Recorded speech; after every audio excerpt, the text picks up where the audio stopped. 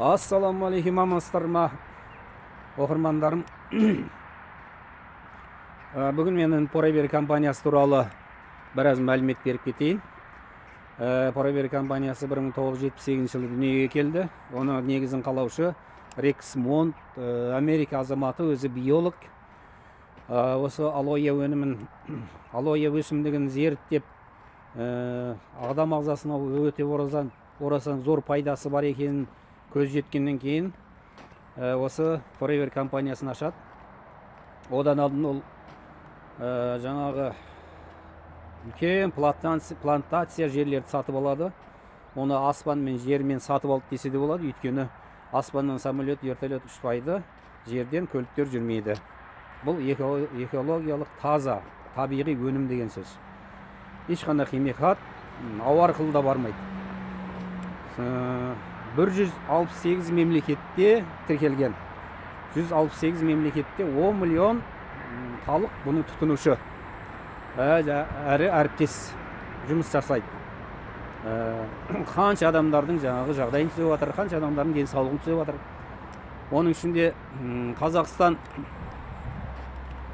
Қазақстан енді 2005 жылдан бері жұмыс істеп келеді.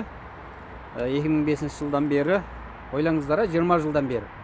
20 жылдың ішінде қанша қазақстандықтардың, қазақ бауырларымыздың, басқа ұлттардың жаңағы денсаулығын түзеп, жағдайын түзеп келе жатқан компания. Бұл өте керемет компания, өйткені ешқандай жаңағы не десем екен, биологиялық таза өнім ғой енді.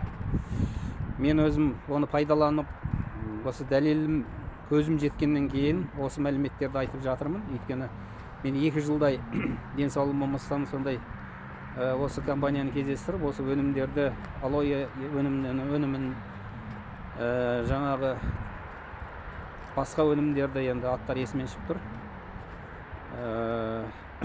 Сондай өнімдерді қолданып, негізі мен алоэ согын, көбінесе алоэ согын қолдандым.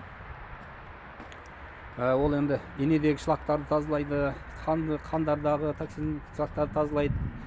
Жаңағы мен енді бауырда, шекте, содан кейін жаңағы асқазанда, ұйқы безде болды ғой. Содан кейін жүрегім шаншып тұратын.